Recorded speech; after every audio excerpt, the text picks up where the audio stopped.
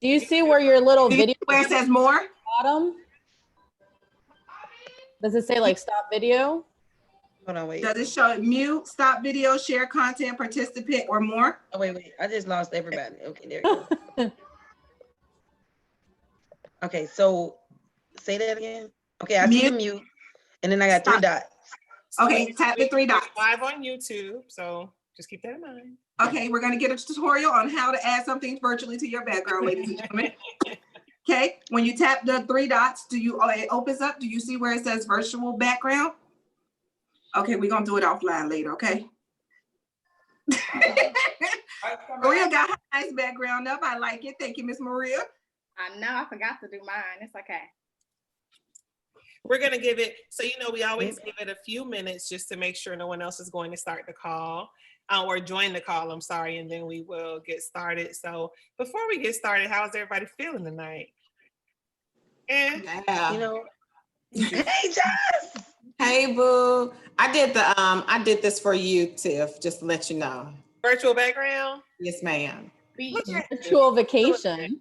Yeah. I wish I was there. Believe me, I could use a little beach, water, sand, the whole thing. It's the fact that your trees are moving and the water is flowing, and it's like I feel like I'm in Tampa right now, and it's making me sad and happy at the same time. I don't want to make you sad. I want to make you happy. Be like, okay, all right, I got a little. I'm confused. I don't know how I feel. How you feel? Rika, I made you a co-host. Give me 1 second. I'm going to give it like 1 or 2 more minutes just to make sure no one else wants to hop on the call, and then we'll get started, okay? Fantastic. I see everybody got a beat on. I ain't put no beat on. I put these glasses on though.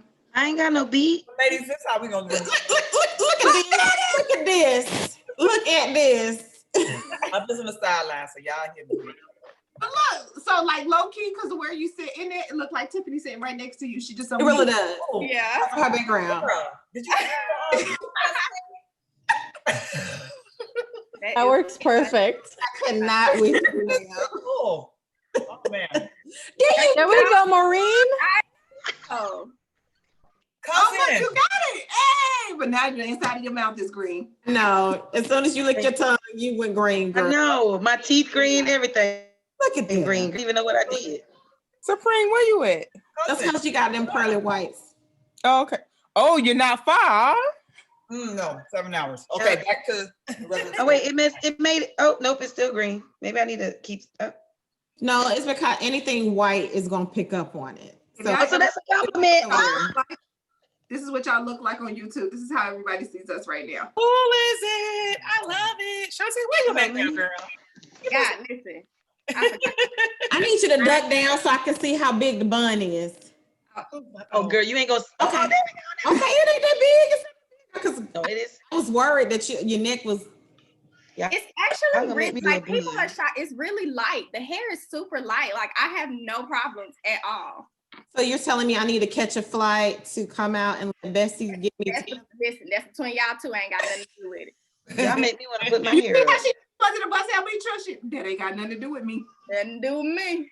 It's beautiful though. I love it. I love it. Yeah, it is cute. I love all the Black Girl Magic on this call tonight, and my Latina sister Maria Vanessa. Hello, hello, hello. I'm loving all the Black Girl Magic too. There we go. Okay. I wish I had the braids though. I keep my hair nice and short though. Yeah.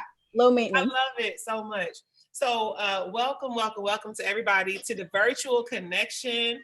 I am Tiffany Ellis, and my co-host is Shanta Jackson, also known as the Homegirl Therapist. Hey, y'all. Hey. All right. And tonight we're going to be featuring a conversation from the Self Care IRL podcast by Ty Alexander, entitled "Ghosting is Not an Acceptable Form of Communication, Even When You Believe You Have a Good Reason." Yeah. We're going to pause there for just a second, let that soak in, because we're going to have lots of conversation about that tonight. I want to give Miss Ty a shout out because I tagged her on social media to say we're going to be discussing her podcast tonight. And she slid in the comments and was like, thank you guys so much. And I love when people who have platforms don't see it as something they can't do. They go and they, show you a little bit of love or they'll comment. That means a lot to me. as someone who's building a platform and as someone who is working with my business partner to make sure that we are also highlighting these platforms for the women who are a part of our community, right? So it almost feels like reciprocal, because it's like we're highlighting you, you're shouting us out. It feels like you see us, we see you, and we can move forward. So for those of you watching on YouTube, we know we can't hear what you have to say, but I'm sure you're going to have comments. And so if you want to hit us up in the chat box, we have someone on our team watching the comments, and she is filtering them over into the conversation. That someone is our very own Mama Rika. Rika, do you want to introduce yourself? Hey, lovelies. Happy Friday. Hopefully you guys had a great week. I am affectionately called as Mama Rika, and I don't mind, because I don't mind being like, you need a timeout, and put you in a timeout. We use filtered adult words here. So if you want to say sugar honey iced tea, you can say that. Or if you want to say HE hockey sticks, you can say that. Just don't actually say the word. Or fudgesicles, you know? So we're trying to keep it PG. So in case you want to share this with your kids, your teens, they can still relate and not say those words. Yes. If you have any questions or comments, there is for those who are on live on the chat, I'm sorry, you can actually hit your participant button and you'll see where it says raise hand or lower hand. And that'll let us all know, Shanta, Tiffany, and myself know that, hey, you have a question, a statement, or a comment. We also have the chat box that you can also put something in. So on YouTube, I'm actually watching so I can see the chats here.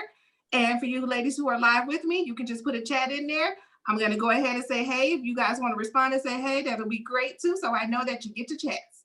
So everyone type, hey, hey, hey. I'm going to type it as well. And while we're doing that, I just want to say one time for the real friends. I know I always talk about my friends on this platform. I always give you guys lots of praise because I think you all are absolutely amazing. Behind this virtual background is a house in complete chaos right now.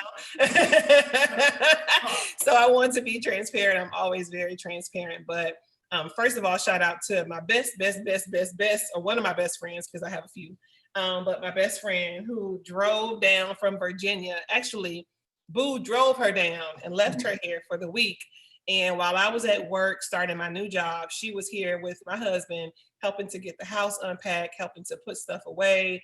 I mean, I came home and kitchen was almost done, and she worked harder than I did. And I can't thank her enough. At the same time, Rika was in the background, contacting my son's school and getting his forms, getting him enrolled in school, Kyra catching the Uber to take him to the doctor's appointment. So literally, I was able to keep life going while also meeting all the demands on my time. And so I'm giving them a shout out. And at the same time, I'm sharing this with you all because there's a narrative that says that we don't support each other as women. That's the biggest crock of mess I ever heard in my whole life, because all the women I know, all the women we know are dope as HE double hockey stick. I started to say hell, but I didn't want her to mute me because she's a co-host. But they're dope as hell. And I mean, for someone who always considers myself strong and I can do it, in past instances, I would have been low-key like breaking down, trying to accomplish all these things on my own. So I want to just make sure I thank them for coming through. And this is what support looks like. This is what friendship looks like. And shout out to me for having the courage to ask for help, because I used to feel like asking for help made me feel weak. She gonna clap. She clap. It be your own people. You know what I'm saying? I'm here complimenting her, and at the same time, these numbers. You know, that's cool. So before we start the conversation about the podcast, self-care. I'm sorry. I want to acknowledge some of the ladies. They actually said hi on YouTube. Of course, best friend is on YouTube. She checking in, so she called in. Dana is actually calling in on YouTube, and Buki is on YouTube as well. Hey, Buki. Hey. Yes. And so Shanta is you want to tell the people who you are in case they're watching for the very first time or joining for the first time? Yes, guys. So my name is Shanta Jackson. I am a licensed professional counselor here in the state of Texas and recently the state of Georgia. So I just am here as a co-host to make sure that we facilitate the conversation. I'm kind of the eyes and the ears as far as watching people's feelings and emotions, because we want to make sure that everyone is well taken care of. Again, this is a reminder that this is not therapy. This can be an addition to, but we really want you guys to have your own therapist, to do your own work, and just use the virtual connection, our community, as an additional thing to your journey and your healing. We are always here to support you, but again, this ain't therapy. Love you guys. And if people want to follow you, where can they find you on social media? Yes, you guys can find me across all platforms at The Homegirl Therapist, and website www.thehomegirltherapist.com. Very nice. And most recently, she also released some wall prints, some pretty dope wall prints that are like little affirmations of self-love that we have currently been purchasing and posting everywhere. So you should see, maybe we'll post them on social media this week so you can see how we decorated our spaces using the Homegirl Therapist affirmations. I want to give a special thank you to Hair by Drake. I think she's Hair by Drink on Instagram. She's the one who's responsible for my amazing tresses. You can't see them that good because of this video, but she killed these braids. Incredibly professional braider. I had a 7 o'clock appointment. I started at 7. That's something. Walked in, she was ready to go. Environment was really very comforting, and she just was very, very professional. So thank you. And then last but not least, thank you to Maria Vanessa, who was on the call with us. She created these dope backgrounds for the virtual connection. And so hopefully next week we'll have them up so you can see all the different ones that she created. But thank you so much for that as well, because as you can see, we are heavily branded thanks to one of the women in our community. So thank you, Maria Vanessa, for sharing your talent with everyone. All right, so now we can get started. So before we start the conversation, hey Cookie, before we start the conversation, I have some trivia questions, not trivia, but like questions I want to ask you all. And I want you to answer because I think it's a great way to start the conversation, okay? All right, so question number 1. You invite your friend to brunch. She says, girl, I'm tired. I got so much stuff to do. And on top of that, I have to get, Shantae's drinking. I have to get the house in order because I got to work this week and it's going to be a crazy week. So I'm sorry, but I can't make it. And you say, girl, no problem. I understand. So you invited her, let's say, to, where are we going? It don't matter. That's not lunch. Anyway, so you invited her to Cafe Blue, let's just say. But then you say, you know what, since I'm not going with her, I think I'm gonna go ahead and head to Cafe Turn Up. Okay, let's just call it Cafe Turn Up. You go to Cafe Turn Up and your friend who's supposed to be at home is there with some other friends. Juking. What's she doing, best friend? She juking? Okay. So how do you handle that? Are you upset? Are you having a conversation? Are you ignoring her? Are you acting like you don't see her? Let's hear it. I'm gonna say put it in the chat. I'll put it in the chat. What we doing?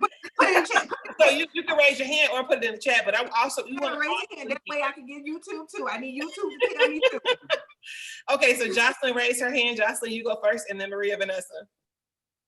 So as much as I say I'm non-confrontational, that's a confrontation type moment for me, because I call people to the carpet on that kind of stuff, especially if I value our friendship.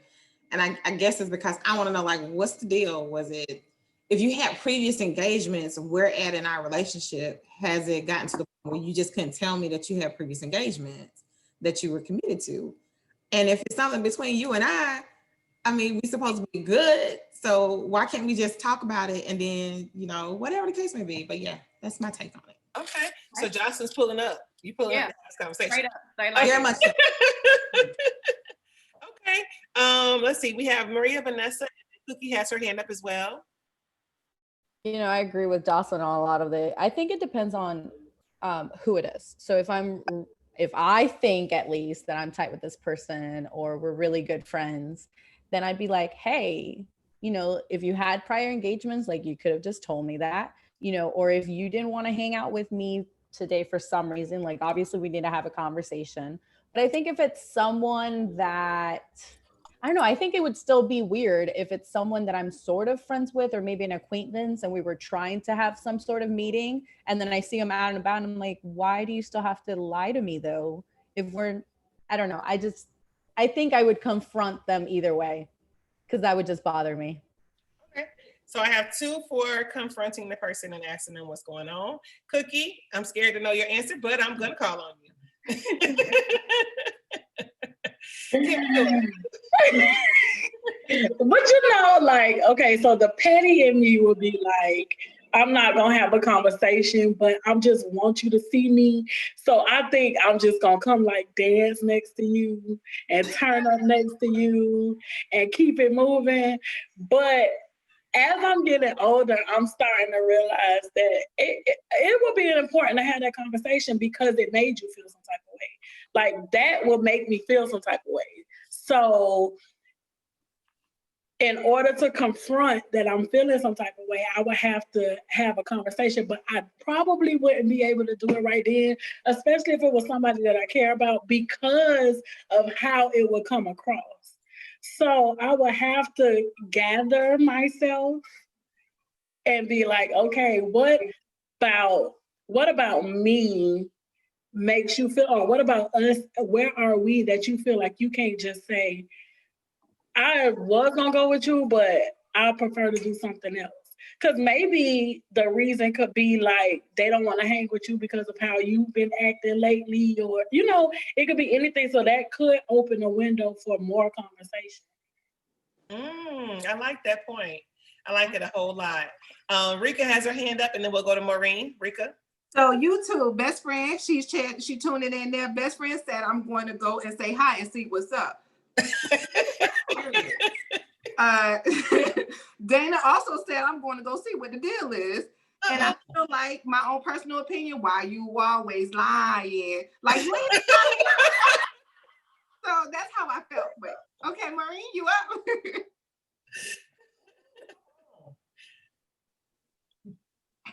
Maureen? I think I'm with Cookie when it says I would probably not involve a conversation then because it'd be too much emotions involved. And because I want my point to be heard and my feelings to be heard on why I feel that way, I would have to take a pause to one, dissect why I feel this way and why am I hurt or why am I offended? And then at the same time, I don't want to make a scene because it's not my issue because I didn't make the lie. So I don't want to make this my reason when it wasn't, I didn't cause it. So the confrontation I can think only because I want some get back. But at this time, I don't think it's necessary for me to get back because you lied, not me. I like it. Shanta, I'm gonna ask you a question. You go first.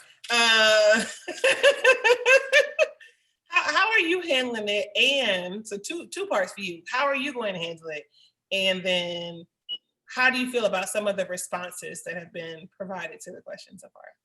Okay, so I personally I don't cause scenes, so I'm with everyone as far as not causing a scene. However, I am gonna text and be like, hey, we're gonna talk about this, right? That's it. Okay. Because I see you and you see me. And so let's act like we see each other. Okay. Right. And so we're going to have a conversation. However, I'm not going to allow that to stop my good time. And I'm not even going to allow that to stop her good time. She can still kick it. But we are going to have a conversation afterwards. I'm going to follow up, because it's going to be a late night. We at Club Turn Up. But as far as everyone else, like, I really like the responses because that lets me know that you're not going to avoid the issue. I agree. I'm not sure that it would be a good thing to kind of do it right then inside the club, trying to make a scene. One, we don't know if she's been drinking. We don't know if you've been drinking. And a lot of things can kind of come into play that really diminishes the message that you're trying to convey to that person. So music loud, they drinking, we kicking it, I'm mad, I'm angry because now you lied to me, then I'm telling the person I'm with, so they getting hyped, and it becomes a whole thing. And so I really feel like we have to take that pause, right? There's power in the pause. Just take a minute, get yourself together, maybe go to the bathroom, step outside to calm yourself down in order to enjoy yourself. And if you feel, and honestly, if you feel like you need to leave that place and go somewhere else, do that. Tell your homie, hey, I ain't feeling the energy in here, we're gonna go. You know, and so it's just having that conversation, but not making a scene. And I love what Maureen said, that it's not a me thing. I didn't lie. You know what I'm saying? And so it takes off that pressure to feel bad about wanting to have the conversation. Yes, yes. So the first thing I think it's important to say is this situation, yeah, it was like a made up situation, but we've, I'm sure, experienced something similar to this at some point in our friendships with whoever, if you've been friends with a person for a while. Maybe not to the extent of being ghosted and then having them pull up on you somewhere else that they didn't expect you to be at, but just in the sense of someone telling you they would or wouldn't do something and then doing something different. And we have basically been presented with an opportunity to either address it or not address it and harbor those feelings, right? So I'm gonna go to the next example. Oh, and what would I do? I don't know yet. I can't. So I'm definitely not about putting on scenes in public. Yeah. But there is a little bit of petty left in me, just a little. I'm working on that, y'all. Okay, work in progress. Whip. So so I would probably like tag myself at a place and say, it's, you know, love the vibe in here or something, and then tag you like, right, Homegirl Therapist. Oh, that's petty. Okay. That's fire. That's fire. But I ain't gonna, I'm not gonna say anything right then. And I'm being funny. I probably would do something like that. But I definitely wouldn't confront a person in the midst of being there. Honestly, because of how I'm wired, in my head, I kind of be like, why did they feel like they needed to lie to me? Like, what was it about our friendship that they couldn't tell me that they were going with someone else? Am I acting funny with one of their friends? Maybe that's why they didn't really want to invite me, because, you know, am I the friend who don't really want to be around your other friends? And that could be a thing, you know what I'm saying? Because it happens with women. Yeah. Monique got her hand up. Uh-oh, go ahead, Monique. So I'm that kind of individual. Like, I know my friends and I know who I vibe with and I know who they may not vibe with. So if I know it's going to be a conflict in between what I'm introducing them into within their attitudes, then I'm just not going to even put it out there.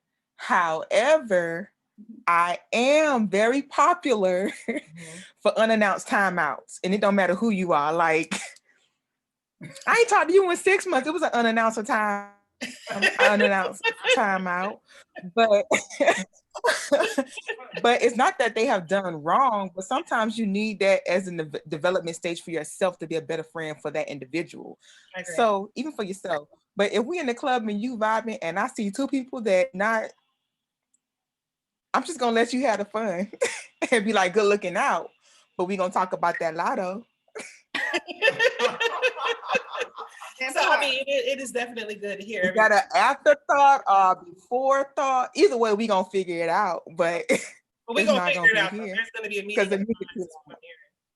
Yeah. Now see, and so that's where I'm good looking out if it's people I don't vibe with. And see, I'm willing to tell you this too. I've been known to ghost a few folks. It's happened. So I can't even sit here and pretend like I'm not speaking this, you know, talking about this thing and actively working through it at the same time, because a part of me, like I said, will want to figure out why you didn't want to tell me the truth. Am I acting funny? Did I cause some of the reason why you're lying? But if it's not me, and if it's a you thing, then I don't think I need to have that conversation, because you know it's wrong. Even though we know we need to have the conversation, right? Okay, keep going. Example number 2, last one. So you have a friend, you love her a lot, but sometimes you question her intentions because of how she responds to the things you share with her, okay? So like, you know, you'll tell her things and you're super excited, and when you're talking to her, you're not met with the same excitement, or she listens to you, but she might not show the same kind of enthusiasm regarding the ideas you share. So you call her because you're super excited about this idea you came up with and this thing you're about to start. And as you're sharing the idea with her, she says to you, I mean, if you think it's a good idea, you should just do it. And after you finish talking to her, you're totally defeated, not even defeated, but just disappointed. Your energy has shifted because this person who you felt should really like be as excited as you are did not show that same level of enthusiasm. Are you continuing to share your dreams with this person? Are you continuing to call this person your friend? How are you handling that situation? Oh, hands, I see them. All right. Carol, your hand is up first. It's go Carol, Maureen, Jocelyn, and Maria Vanessa. And you know what? And I'm gonna call, is it Kayla? Okay, I'm gonna call you too. So what we're gonna do, because you're one of the newest on our platform. So we're gonna go Carol first, and then to you, and then Maureen. Go ahead, Carol.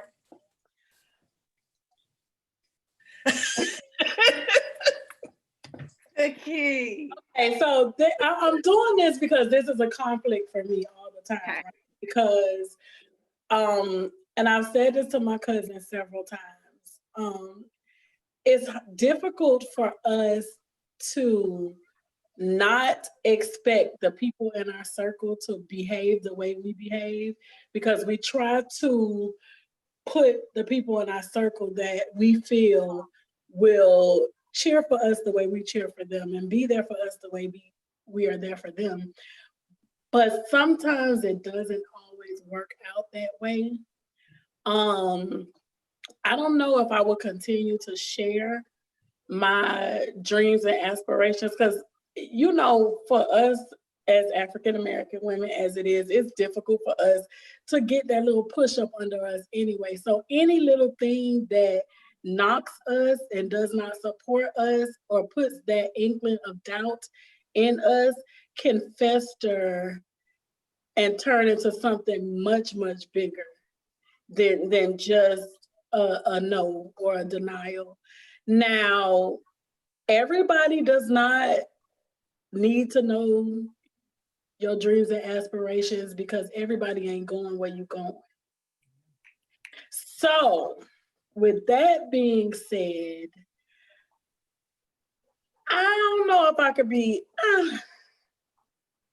I can't be close friends with someone who is not willing to ride or die, because I am a ride or die. Like, I'm always that friend or whatever that if we gonna plan a funeral today, we're gonna plan a funeral today. If we're gonna plan the wedding tomorrow, we're gonna plan the wedding tomorrow. I don't care if it's the same person. I'm down. I'm down. So y'all gotta catch that. So just joking. it's really hard for me not to have people in my corner that's willing, even if you don't understand, because a lot of times it doesn't make sense to us when it's said, but when we see it, it may be whatever, like, but you support me. I don't care if I want to be an astronaut. You saw that TikTok that was like, if your man want to be an astronaut, you go and you make his astronaut uniform and you give him some cheese and some grapes and you pick on his behind when he leaves. Like, support me and pick on me when I leave, but support me. I love it. Kayla? Okay, sorry. So I just to piggyback on what it's Cookie, right? Yeah. Yes, okay, just to piggyback on what Cookie said, I think a lot of times we want people to support us the way that we support them. To answer the question, I think initially, if it was like the first or the second time, you know, I'd be like, okay, you know, if it continued to be a problem, I think the new me, I think I would definitely, you know, hey, you know, or ask questions, kind of try to get an understanding, because sometimes you'll have friends that will kind of hate a little bit because they don't think, you know, on the level that you think on. So I would definitely try to get that understanding, and then kind of depending on, you know, the answer from, you know, the questions or the understanding that I got, you know, just move a little different, you know, maybe not share those big ideas with that person.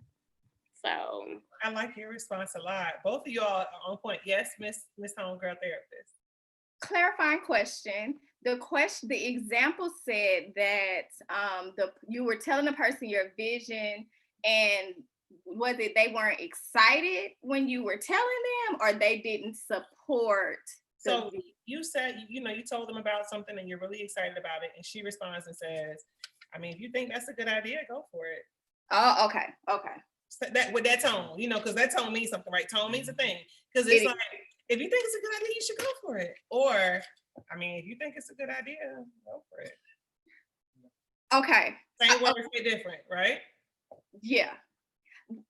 Okay, let everybody else. Go ahead, friend. Go ahead. So my question is, how do we expect people to respond when we share the vision that the good Lord above gave us and not necessarily them? So that's the first thing. And then what level of friendship is this, right? Like, is this the homie? Like, Amitria, my bestie homie? Or is this somebody who, like, we cool and we kick it and we do things or whatever, but like, that's kind of the extent of this, right? So everything has layers, and I think we have to take into account all of these things. And so I don't want it to be like one shoe fit all, like if my friend did this, then that means to cut her off, whatever. But then it goes back to like the importance of communication and figuring out like, why sis like that? And then looking holistically at this person's life and what they are doing. So why would I expect someone to be excited about what I'm doing when they ain't doing much? I'm just wondering. Excuse me. Sorry. Just clear the room with that. All right, go ahead. Y'all know everything go back to us, and yeah. You know what? It's funny because after everyone answered, one of the main points I was going to say in both situations where emotional intelligence kicks in. Yeah. The first one is knowing when to have conversation. So when we talked about, but I wasn't going to say it then, like we talked about having the conversation at the spot and how emotional intelligence tells us this isn't the right time to have it. Now, Love and Hip Hop tells you, pull it's up. The perfect time. Cameras rolling, pull up, scene, right. action. But emotional intelligence is going to tell you this might not be the best time to have this conversation. So you know what? We're going to have it, but I'm going to table this conversation until a better time. And in this situation, same kind of deal. But I'm going to keep getting to more of the comments real quick, and then I'll weigh in finally. Go ahead, Maureen. Shanta, I'm guilty. I'm ghosting someone right now because of this. I have not even made the time to make the conversation, to have the communication, because it was getting so draining that my husband from the outside saw how exhausted I was after the conversation. So I'm not even sure, even with the emotional intelligence that I have gained from you guys, that I'm there mentally to be able to identify, like, not it, like, it's been like, I done had a baby, and I got married, I done graduated from college, like I done did some major stuff that I would want her to be a part of, but the exhaustion that I dealt with, I can't even lie and say that I've missed her wholeheartedly. Like, I miss that friendship, I miss, because I'm like Cookie, when I'm all in, if I let you in my circle and I'm telling you my visions, baby, we in this together. And anybody who know me, like, I'm a cheerleader. I don't care if you selling $2 plates, boo. I collect me some pennies. We about to celebrate. We about to do this. So I learned through my emotional intelligence not to expect me from someone else. But I also learned that there's still accountability when you are in someone's circle. And if you're not there yet, I can't put you there. You got to want to be there.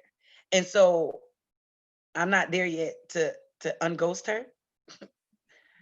I ain't there yet. Like, I don't know if I'm ready to be drained and have to catch up, or if I'm like, yeah, I ain't there yet. Okay, that's fair. Okay. We'll come back to that one. Okay. Maria, Vanessa, and then we have Almithria.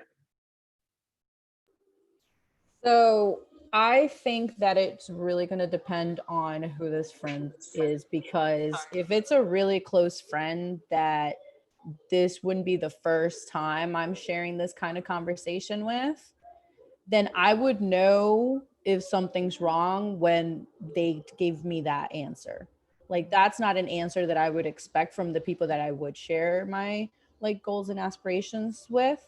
So if I get that answer, I'm like, okay, something's wrong. You're obviously not in a good place right now. And I don't think I would even take it personal. I think depending on who the person is, because it would be so, like, I'm thinking of the people that I would tell, and that would be so uncharacteristic of any of them that I knew something would be wrong. And I think I would bring it up to that point, like, hey, you know, if this is not a good time, let me know. If you need to talk to me instead, let me know, because I don't want my goals and aspirations to be, you know, put down because they're going through something horrible right now and I wasn't even aware of it.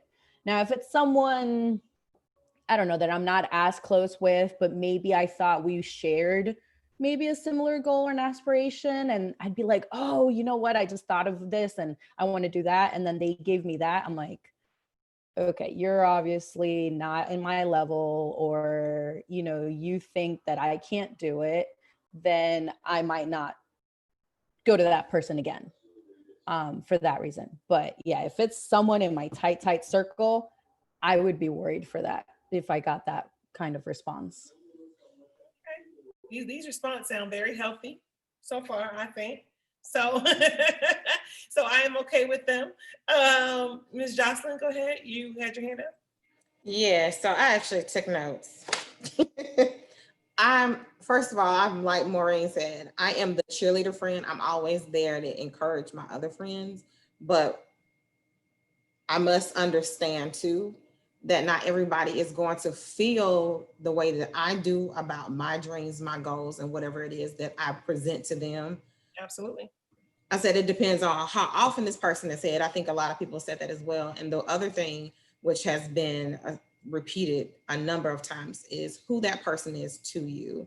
Mm-hmm. Even if it's the homie, you should understand that she might be like, well, that ain't what you said last week for your dream. So does this tie into what you were talking about last week? They may be trying to honestly keep you on the track that you were telling them you wanted to be on. And they just being real honest with you. And you have to be open-minded, especially if that's that kind of friend, to know that, oh, okay, she calling me on my BS. She calling my bluff. She trying to keep me on task, on track, you know, where I'm supposed to be with my goals. But if it's someone who, like you said, is just maybe a coworker, y'all kick it every so often, you tell them they don't know how to read you, and they don't know you on the level that your best friend, your mama, whomever else you have confided in before about that level of something that you want to share. So I like it. I like it. Miss Almetria, bestie. Uh-oh.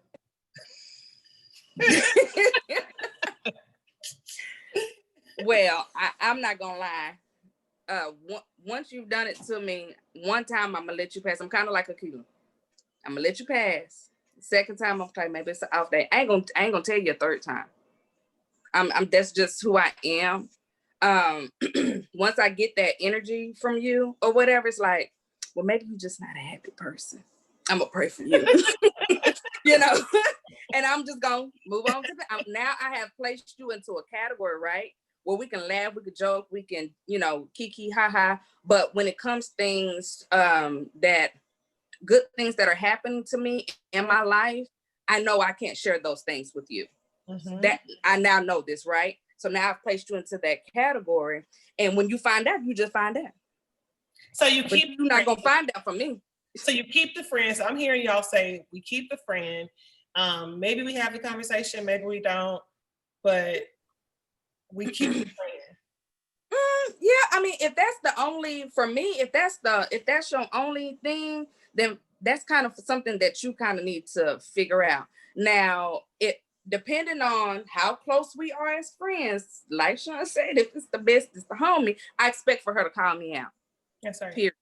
Because that's who we are. I expect for her to call me out. Now, if you're not on her level, yes, tread lightly. you know, tread lightly or whatever. But nevertheless, I do believe in letting a person know, letting a person know that, okay, so this is an issue for me, and whatever they want to do with it, that's on them. But now I have put the ball into their court. It's no longer on me. That's no longer, I've let you know something about yourself. It's for you to either fix it or not. I ain't got nothing to do with it. Okay. We like it. We like it a lot. Excuse me. Miss Marjorie, we're gonna go to you, and then Shantae and I are gonna answer this question before we get to the actual podcast episode. Miss Marjorie, hit it up. Hey everybody. So I think that everybody's answer my answer honestly would be a little piece from everybody. But one thing that I wanted to add was I've been real big this year on boundaries. And so for me, it's like everybody said, depending on who that person is, you know, the first time I'll be like, especially if they're real close, then like she was saying, I would know that's not in your character. Like it must be something going on. But then also, I'm also the cheerleader too. So if somebody approached me with really good news and I had something going on, I'm still going to celebrate them because I would want somebody to celebrate me, especially if you look at me or consider me a good enough person to share something so good with. But that's just how I am. I can put myself aside and celebrate, but I know everybody can't do that. Mm-hmm. And then just having a boundary, if it continues to happen, even if they're super close to you, I wouldn't dismiss a person as a friend, but I would definitely set up this boundary and knowing that everything that God tells me, everything that I'm blessed with, everything that I'm doing or I'm working on, even some of your closest people can't have access to it when we want them to have access to it. So I think just kind of like setting up those boundaries and realizing, okay, this is a person that I can share this with, even if it's right now, or maybe it's like, let me just wait and get some more stuff together and share. Or, hey, this is just a person who needs to just find out when the rest of the world finds out. And then just having that discernment as to when to go about doing it, because some friends, they just can't be that. And it might be a hint of jealousy. It might be a little bit of like she was saying, I mean, you doing this and I'm not really doing much. So it's hard for somebody to support you doing great things when they aren't doing great things. And so I would just add that little piece, but everybody had something good to say. So that's all. You go first. So you know what? You that was real cute, Shantae. That was real cute. No, you know what? For me, this is actually unfortunately a situation I've dealt with, and I've dealt with it especially more since I've been like moving in purpose. I feel like when I was just working and just kind of chilling, you know, and doing my little thing, it wasn't like that. But I believe when people, some people see some of the things that you're doing or some of the ideas you have or the passion you have behind things, it can cause them to respond weird. And because I'm somebody who I'm so big on protecting my visions and protecting my purpose and protecting the energy that is even allowed access to what I'm doing, I have been known once again to ghost. Like I don't ghost physically, but I ghost mentally and emotionally. So while I'm still there, which is a thing, and we're going to talk about that for sure, but I'll still be there. If you call me to do something for you, I will do it. If you call me, we'll chit chat. But who I am as a person, like when I'm in a relationship, I give like myself, I give my resources, I give my time, and that's me showing up. And when you let me know that I'm not safe to do that, then I'll be present, but mentally and emotionally, I'm out. So I've ghosted you, and you have basically a half-hearted version of a friendship with me. So that's my response to it. I think a lot of us do that, and let's be real, right? But for me, I think, so back then, when I wasn't in my healing therapist stage, I probably been like, all right, sis, and that'll have been it. That'll have been in the conversation. She probably would never heard from me again, okay? Until she see the thing that she questioned pop up on her timeline, because I don't never delete and block folks, okay? So I think though, in that instance, if this is my homie, when she said it, I would just be like, what you mean by that?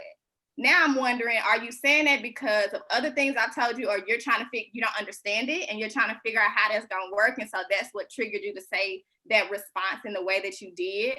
I'm always about clarifying, right? Having clarifying conversations. And so the person I am now, I'm gonna ask, what you mean by that? And I may look crazy on my, what you mean by that? I was just trying to figure out, like, what we doing, right? So I still can't control my facial expression, working on that, but I still am going to ask. But I've been in positions where in the past, I definitely put somebody in that category where you hit me up, I'm gonna respond. You have something, I'm gonna show up, you know, like I'm gonna be that person. But the where I'm at now, I can't, because for me, it's like a plant. I want to keep my plant growing. I want to keep the roots strong, and I don't want to keep sending energy to dead leaves. I gotta cut it off. So I need that energy to go somewhere else. But now I'm not gonna ghost you. I'm gonna tell you why. I just, I can't rock with you like that. Not in the place that I met. And maybe we can, meet again, and we've been in a different headspace, and something may change in your life. You may have growth. So I don't ever close out the door if it's not anything that was detrimental to me, right? So if it didn't really hurt me, if it didn't bring me down, if it didn't break me down, I'm not going to slam that door, right? Like, we all have growth. We all have growing up to do and learning curves. So I leave that door open. But if it's like, you really did something, that door slam, locked, key drop, is gone. So yeah, I think that's how I will respond now. Okay, I like it. Look like best friend done been on the receiving end of your face, because she had done resonated with that. She was like, you know, it's so funny though. The funny thing is that what you're saying, Shanta, makes perfect sense. I would say I would evoke crucial conversation privilege when it's somebody I have invested something with. Yeah. Because the thing, so it's hard because, like, I have been fortunate to meet people in my adult life who I've developed really good friendships with, and almost stronger than some of my longer lasting relationships, right? So even in those instances, sometimes it's worth it to have the conversation. A lot of times we'll say, this is a new friendship. I don't even need to do this because I haven't known this for a long time. But I believe, honestly, the people that we connect with in our adult years, when it's intentional, those end up being stronger relationships because you have more clarity on who you are and what you're looking for. So it's more likely that person is going to align with the direction you're going. And so it might be worth the conversation, right? There are friends who I've known a long time who are comfortable with me being who I was. And now that I'm changing and I'm growing and evolving and I handle things different, that makes them feel like they can no longer connect with me. So they may be the ones to kind of be, about my dreams, because it's like, here you go again, like, again, here you are. So now you're more unapproachable or more unrelatable, you know what I'm saying? And so those are the ones where I probably would be like, you know what? I love you. We've been through this thing for 30 years. So I'm gonna keep you here, maybe. But I'm just not going to be the person to keep feeding you emotionally and mentally. Right. Rika? So Dana on YouTube actually said she agreed with you, Shantae. She said, for all things, get an understanding. And Tiffany, your second question, she said she got a friend like that. So you done touch the nerve. That's my Bible. Hey, Bible girl. In the comments, Maureen said, what if you don't desire understanding or simply be open to discuss? So there are times when you don't really want, honestly, like, because I cheer for people, I don't really be wanting to understand why somebody not cheering for me too. I don't. So I feel you with that question, Maureen, because I'm just kind of like, if you're not excited for me, it makes me feel away. But you know what? I'm starting to learn too that, like, jealousy is a normal emotion. Like, it's not, and it doesn't mean the person doesn't like you, or, jealousy is a normal emotion. Insecurity is normal. Even like just having misunderstandings, that's normal. That's a part of life. Everybody who don't respond the way you want, it doesn't necessarily have to be that they're jealous or they're not supporting you, or so. That's why conversations have to happen. Yeah. Because typically, we're going to take the negative route. We're going to say this person is jealous. Yeah. Okay, so sis, how do you know that? right? Like, how do you know what it, because I've been in positions where I've just had a bad day and something comes off, someone says something and I say something sideways and my day bad, so I'm not gonna go back and fix it. I just whatever, got attitude that day, right? But that doesn't encompass me as an entire person. Right. And I would hate for someone to judge me on that one thing and then cut me off and never, I had a bad day. Like, I'm tired. I had 9 clients the other day. I had to get off and do with my kid. Like, all of these things play a role. And so where I'm at now, I think a part of it is me being a therapist, because I know that, like, with everything that happens, our actions and our behaviors, there are reasons, there are a series of events that have happened before to make you respond and to react that way. And so I have that understanding. And so I try to get the understanding. Now, here's the thing. If I don't understand why you handled that way and, it still don't make sense, then now it's like, okay, I can choose to do with this relationship what I want to do with it, because I attempted to have the conversation and it still didn't align with what I thought we had as friends. I like that. Yeah, I like it a lot. Alani in the comments says, I have a friend like that also. Alani, you want to say something? Look, she like, I'm I don't know. My daughter get on these calls and then she start acting shy. But if you see her on her stories, she a whole new person. Like, she in the room. Nah, I'm playing. Talk about your friend. I was just saying the same thing about what you were saying about the whole growing thing. Like, when you grow and then, like, y'all don't have, like, it makes them feel like y'all don't have stuff in common no more. It's like, oh yeah, like, you're this totally different person. I just don't understand. Like, I don't know. I just was saying I agree with that. Like, I have a friend that's that way also. How do you handle that? I don't know. At first, I used to try to, like, still do things that, like, we used to do together, try to visit familiar experiences so that she could still feel that we had that connection.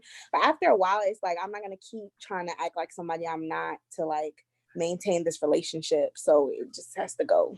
That's it. Yeah, it does take 2. Look at you getting snaps. Okay. Marjorie. Now that was a whole word. So yeah, I mean, basically I was gonna say something similar to what she said. It's like, you got a square and you're trying to, or that friend is a square, but you're a circle now. You're trying to fit into this space and you're trying to shape and mold and do this and do that, but then you're taking away from the person, the woman or the man that you're growing into being and who you should be. And so I think that's always a key point. Like, when I feel myself like stepping outside of myself to still say that I fit in or to still be included in those things. And it's hard because it still sucks. Like, it doesn't make it easy. But then when you see those things and you really appreciate who you're coming into, then it's like, I just can't do that. And then, like what Shantae was saying about why communication is so important. I literally was just telling a friend this last week, like, if you don't talk to somebody about something, then you're going to create your own narrative. And that could be something that's completely left field. And so it's like, having conversations is difficult, but I'm like, the more you practice at it, the better you'll get at it and the easier it'll be. So then I'm like, it's so much easier, instead of me sitting here thinking this and this and that, and that could be totally wrong. Let me just pick up the phone and let me just call this person and actually get that clarification. And then, like she's saying, then I know this is how I need to move. So, and I'm sorry. Go ahead. You go first. And hey guys, can I just chime in? Because I think it's Nikki B. I don't know if she can raise her hand, but she keeps putting her finger up. Oh, sorry. Jocelyn, Nikki, you got to raise your hand for us. We can't see you. My bad. I'm like tired. This is my 4th virtual meeting today. But I can relate to a lot of things that people are saying, because I'm a people person and I'm always big on connections. I had childhood friends that I have known since kindergarten, and we share certain things in our lives together, and to some degree you may communicate better with more, and then it may drop down with another one. And I have grown as an individual to learn that sometimes, and I have even experienced this in the military. Our first duty station, my husband and I were across the street from some neighbors, and we were newlyweds, but they had been married for a while. However, even though we communicated with each other and formed a friendship, it wasn't a true friendship because some of the things that they were going through, we couldn't identify with because we were newlyweds. So years later on, where I spiritually matured, I understood marriage for myself, I developed in some areas, we met them at another base. Where the next base, we became so close, people thought that we were like, and I will quickly tell people we were not always this way. We had to have some distance to become better for each other, to where when we met up in a new spot, we were better for each other. The advice was better, the support was better. It wasn't, girl, if that was me, I would do, because the truth of the matter is there was some growth in between that time of us not being friends, to where we will be able to give better advice. So the point of view that we should always, not always, or just a point of view that we should try to reference to is, if you're from Miami, you're a Miami Heat fan, you want to go see the Miami Heat play, but as a fan, you don't always have the same seating because whoever may got the ticket before you got the better seat. Right? So when certain things happen in life, everyone's not going to get close to the court. You're going to have people that's going to get a little bit higher up in the seats, or a little further up where you can't hear the claps, but you know the support is there. I'm not going to agree with the player making the play. However, I'm still supporting you, but nevertheless, my seat is still in your corner, but you may not hear my claps, but I'm just clapping for you. Or it may just be, okay. That's the whole word. That's really good, Nikki. I'm glad you raised your hand and we got you in this thing. That was nice. That was what's up. But that was really good. Like, I'm super tripping. Like, that's a girl. So I hope my clients watch it, because I'll be using that in session next week. Let's get it together. Okay. Oh, that's your cousin. That's my cousin. One time on the really is her cousin, though, in real life. So you were gonna say what? That was really good. You know what?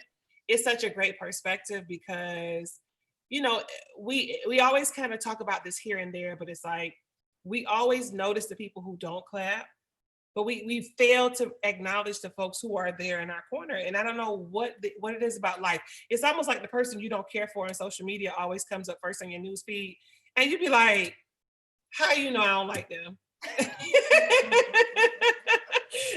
It always happens that way, seriously. And so to hear you say it or frame it that way, it's a very good way of looking at it, because now I can say, okay, you know what, maybe I didn't hear them clap, but you know what, they're still checking for me. They're still there. They're still rooting. They're still supporting, and that means a lot. So, that was good. I don't know what I was gonna say. So I think what a lot of times we want to act as though we don't know how to have these conversations with our friends. Let's replace our friends with our mates. I can't ghost my husband as much as sometimes I would love to. I cannot. And so never want to ghost my husband, babe. I never want to ghost you. I love you. If you're here, if you're listening. Oh, he can hear me. So but it's like we know how to do that, and it's so crazy that we do not place those same kind of in ways in which we deal with conflict on the healthier side, not the unhealthy, toxic side. But we don't do that in friendships. That's right. Like it's a relationship. So if you can have those hard conversations with your partner, no matter how scared you are, no matter how angry you are, you have those conversations because one, you want that person there, and you want to have an understanding of what's going on, because we can't rock like this living in the same house. So we got to figure it out. So take that same kind of concept and apply that to friendships, and you'll be able to figure out how to navigate that conversation. It's exactly the same. I have always, and I will forever say, treat your friends like you treat your mate, your man, like, or your woman, because we know, you know what I'm saying? We know what we expect. We know how to articulate what we need. It's like second nature. It comes to us, but in friendships, we're like, I don't know how to have that conversation. Mm-hmm. Since like, cut it out. You just sent a whole text message to this man, this long text message. About same situation. Don't play games with us. All right, so real quick, right? I want to change gears for just a second, because We stumbled upon this podcast, the Self Care IRL. Absolutely love the platform. And Ty Alexander, has a few episodes that we definitely want to unpack over the course of this year because, I mean, just dope episodes. I love her perspective. Shanta, you felt the same way, right? Yeah, I love her. And I like that she cursed. I don't know if y'all know this, but sis be cussing, okay? And it's so hard sometimes to contain that on platforms like this. And so when I hear other people get to do that, I'll be like, I like her. I mean, Shanta, okay, you know what? I feel like if we need to say a few words here and there, it's okay. I mean she cussed us though. Like no, and that's what I'm saying. See, that's what I'm saying. I can do little soft cusses, but I cuss. So, but you know, I really I love her perspective. I love what she had to say, and I love how transparent and real she was, right? And it's just kind of what we want to cultivate here. Like we're still learning and growing, but like we still got some pettiness in us. We still got some little fight back. We're ready to go anytime, but we still have to recognize those areas in us that we need to work on, and you know, celebrate the ones where we're doing it right. So I like it. I do too. So the point of this conversation tonight is really going to be just focusing on, you know, when you're met with those situations that make you feel like, you know what, it's been real, I holla, you don't just like peace out and kind of fade to black, but you actually have the conversation. For me, I'm going to say that if you don't pull anything else from the conversation, and we're going to ask a couple questions shortly, but if you don't pull anything else from the conversation, understanding how to communicate effectively helps you in all areas of your life. And it really comes down to what would be the saving grace in situations like the ones we're talking about, right? So I'm going to switch gears a little bit, and I'm going to ask a couple of questions about the podcast, right? First of all, who had a chance to listen to the podcast episode? Raise your hands. All right. If you want to tell me in like, you know, a minute or two what you thought about the episode, that would be great. You can raise your hands and I'll call on you as your hands go up. Okay, Miss Maureen, go ahead. I too liked her transparency. I almost choked when she said when things don't go our way, what we do. And I had to like reevaluate myself really quickly. And that wasn't even in the middle. That was like in the beginning. I was like, oh.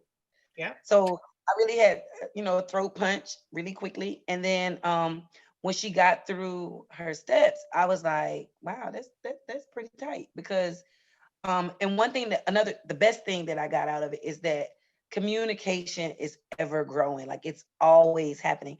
And it never stops. Like you can get in this one relationship and it works for this one, and then you get into a whole nother relationship and it's totally different, and it's like you got to learn all over again. And I think it helped me to understand, because I don't always communicate effectively. I've learned with the emotional intelligence with virtual connection and actually being married to a spouse who is, oh yeah, we are recording, Hilla Hood. So some things that I can't say, like that I would be like overly emotional about, he'll check it on the spot to where like, what are you talking about? I'll be all over the place.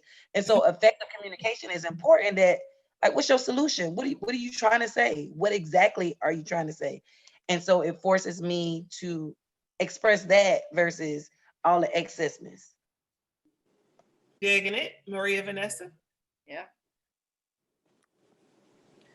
So overall, I had to listen to it twice because I listened to it first and then I listened to the other episode, How to Not Give. And I was like, wait, I need to go back to the other one because I don't remember now. But in both, she made really good points. And I'm with Shanta, like she makes the fact that she's so transparent and she even cusses, like, I was like, okay, she's not trying to sugarcoat it. Like she's being very real. And, you know, the few steps that she covered, I think it was like 3 steps towards the end that she covered of like how to have better communications, like they all made sense. Like it wasn't like it was something out of this world that just, you know, why aren't we doing this? Oh, because it's like this abstract way of communicating. No, like they were very like simple, straight to the point points that she made. But she's definitely great to listen to. I thought she was like kind of quirky and funny. So I'm definitely gonna be listening to more of her podcast, especially because they're so quick. I think I listened to one of them while I was cooking my lunch, and it was done before I was even done with my food. So that was helpful. Very nice, because millennial women are busy. We don't have time to be sitting down all the time. We read books too, but we like to be on the move. Almetria? So I really enjoyed her. You know, like Sean, we sailors, okay? Lord working on us. But okay, don't catch me on no real bad day. But I really enjoyed listening to her. Like, I was in the living room, sitting on the couch. It was dead quiet. No TV was on, nothing. Of course, my child come up the hallway yelling. But, you know, phone right here, because I'm intently listening, because she checking me, right? And I'm like, girl, I should have listened to you earlier this week, because I didn't have several conversations this week, right? Where sis was not listening to understand. I'm listening to respond because you done pissed me off, right? So I'm like, yep, I could have used this check earlier. So just hopefully I got a job Monday, right? Because it's like when I'm like, okay, I'm frustrated and I'm pissed off or whatever, you know, and I'm already there. It's like when I'm talking to you, I'm talking to get my point across, and you finna understand this point, like, you know. And so therefore, whatever you got to say, I ain't listening. I ain't even trying to hear it. You gonna hear me, you know. And it's like you're not listening to get their perspective, to get their understanding. You're just listening to respond, and you cutting them clean off. And I was doing it several times this week, and I was like, girl, I should have. Yep, I sure should have. I should have listened earlier. Like, but I really did enjoy. I really did enjoy her or whatever. I love the fact that they are short, because I go through them real fast when they're that short. I do.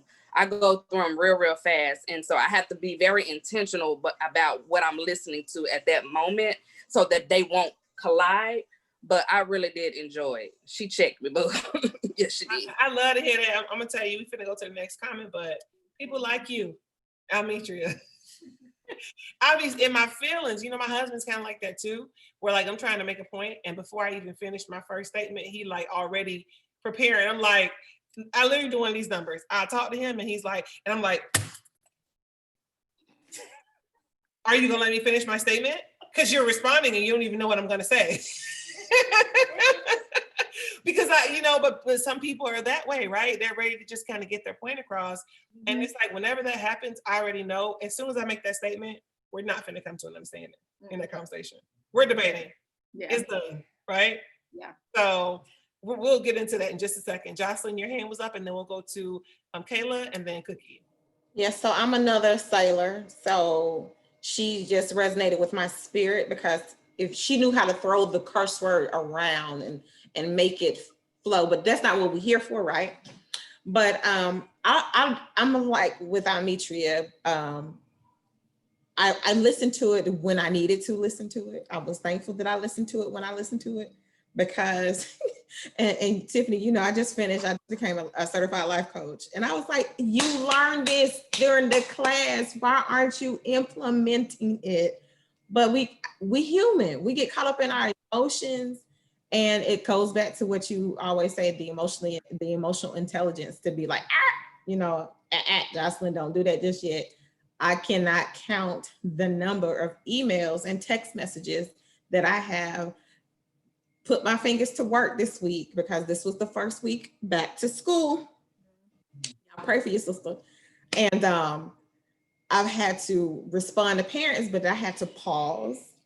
What you say, Shanta? Power in the pause. I had to literally pause and really put myself in other people's seats, or reread their emails to make sure, because that's the other thing, you can't pick up on tones. And I literally was having a conversation with my son about texting someone, and it was a professional text message, and I was like, how you gonna preach to him and you not implementing this stuff? She said like fundamental things we all know, but it was just like one of those, hey sis, you remember this, right? Pick that back up and use it, implement it. Yeah. Kayla. I like that. Like what they were saying, that she was very relatable, I think. And it was right on time, like for me too. I want to shut down, so I didn't really know what that was called, but I'm a ghoster. Because I'm definitely one of those when I feel like my back is against the wall and I've said all that I can say, and I'm really trying hard to understand and get an understanding, and there's still like conflict and confrontation. I'm just like, okay, you know what, you win, I'm done, I'm out, we don't have to talk anymore, we don't have to see each other. But I guess that goes back to what you guys were saying, like, we don't do our spouses like that. Sometimes we don't do our spouses like that. So it's not healthy to do, co-workers or friends, things like that either. So it was right on time for me. And I liked most that she was like super relatable. Mm-hmm. Yeah, I really enjoyed the episode. Shanta, do you want to share your thoughts on the episode? No, I enjoyed it, and I'm excited to talk about it. I'm ready to kind of just dive on in. Okay, well, just dive in. Okay. So I think we've all kind of ghosted someone. Yes. Right? No, Rika said no. Rika said no. Rika said no. Okay. Rika.